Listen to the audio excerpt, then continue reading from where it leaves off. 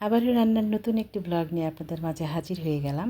আজ রান্নায় থাকছে সজনে ডাঁটা দিয়ে মসুরির ডাল, সেই সাথে বিলের কই মাছ চাল কুমড়ো দিয়ে। আসসালামু আলাইকুম এভরিওয়ান, আমি নাসরিন সুলতানা মিনা, সিরাজগঞ্জের মেয়ে। আমার রান্নাঘরে আপনাদের সবাইকে স্বাগত জানাচ্ছি। এই রান্নার সাথেই থাকবেন। খুব সহজেই রান্নাটা করেছি, আশা করি ভালো লাগবে। এই রান্নার জন্য কিন্তু কইগুলো ধুয়ে ক্লিন করে নিয়েছি। এখন হলুদ লবণ দিয়ে একটু মাখিয়ে নিচ্ছি, কারণ এটা আমি হালকা ফ্রাই করব। রান্নার মাছ সবসময় হালকা ফ্রাই করতে হয়, এতে অনেক বেশি মজা হয়। চাল কুমড়ো রেডি করে নিয়েছি, সজনে ডাঁটাও রেডি করছি, সেই সাথে ডালটা সিদ্ধ করে নিয়েছি। এখন কড়াইয়ে তেল দিয়ে দিচ্ছি এবং হালকা করে উল্টে পাল্টে মাছটা কিন্তু ভেজে নিচ্ছি। এভাবে করে সবগুলো মাছ উঠিয়ে নিলাম। এখন ওর মধ্যে আরেকটু তেল দিয়ে কিন্তু একটু শুকনো মরিচ, তেজপাতা আর একটু জিরা ফোড়ন দিয়ে আমি চাল কুমড়োটা অ্যাড করে দিব, দিয়ে উল্টে পাল্টে ভেজে নিচ্ছি। এভাবে করে ভাজলে কিন্তু ফ্লেভারটা ভালো হয়।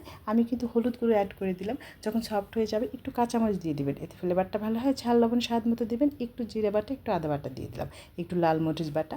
ঝালটা খুব সামান্য দিয়েছি। আর এই তীব্র গরমে কিন্তু হালকা পাতলা মশলার তরকারি বেশি ভালো লাগে। ঝোলের জন্য পানি দিয়ে দিয়েছি। অন্য একটা কড়াই কিন্তু শুকনো মরিচ, তেজপাতা আর একটু জিরে ফোড়ন দিয়ে কিন্তু আমি সজনে ডাঁটাগুলো দিয়ে ভেজে নেব। এভাবে করে উল্টে পাল্টে ভেজে নিচ্ছি মিডিয়াম আঁচে। আমার দুটো রান্নাই হয়ে যাচ্ছে। আমি কিন্তু টমেটো অ্যাড করে দিলাম, উল্টে পাল্টে ভেজে নিচ্ছি। এর মধ্যে এখন একটু আদা বাটা, একটু জিরে বাটা দিয়ে দিলাম, অল্প সামান্য পরিমাণে স্বাদ মতো লবণ দিবেন। সেই সাথে কিন্তু আমি হলুদ গুঁড়ো দিয়ে দিয়েছি, আর সাথে দিয়ে দিয়েছি কিন্তু ডালটা সিদ্ধ করা ডালটা দিয়ে উল্টে পাল্টে ভেজে নিচ্ছি। দেখুন কি মিষ্টি ফ্লেভার, কি বলবো। আসলে গরমে সজনে ডাঁটার তরকারি একেবারে অসাধারণ লাগে। আমি কিন্তু দিয়ে দিলাম একটু ঝোলের জন্য গরম পানি, একটু কাঁচামরিচ দিয়ে দিলাম, ফ্লেভারটা অনেক বেশি ভালো আসে। এভাবে করে হালকা তেল ঝালে রান্না করে নিচ্ছি, হয়ে গিয়েছে। এখন একটা সার্ভিং বাটিতে দিয়ে দিচ্ছি। এটা গরম ভাতে এমনিতে খেতেও অনেক বেশি ভালো লাগে।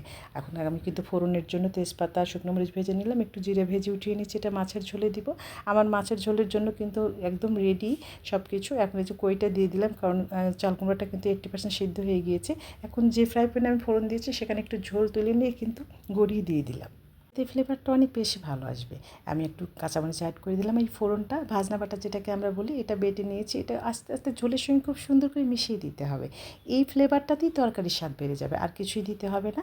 কম তেল ঝালে খাবেন, এতে স্বাস্থ্যের জন্য অনেক বেশি ভালো হয়। আর বিলের মাছের তো ফ্লেভারটা অসাধারণ হয়, যে কোনো তরকারিতে পারফেক্ট হয়ে যায়। আমি জালি চাল কুমড়ো দিয়ে বিলের কই মাছটা রান্না করে নিয়েছি। কী যে মিষ্টি ফ্লেভার! মাছগুলো আকারে ছোট, কিন্তু স্বাদে একেবারে পরিপূর্ণ।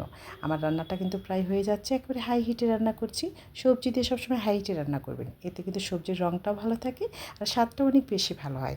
আমি একেবারে সম্পূর্ণ রান্নাটা কমপ্লিট করে নিলাম। দুটো রান্না একসঙ্গে আমার রান্না হয়ে গিয়েছে। এখন আমি চুলাটা বন্ধ করে দিলাম। দেখুন কতটা সুন্দর, একদম ফ্লেভারে সমস্ত বাড়ি যেন মৌ করছে। রেডি আমার বিলের কই চাল কুমড়া দিয়ে।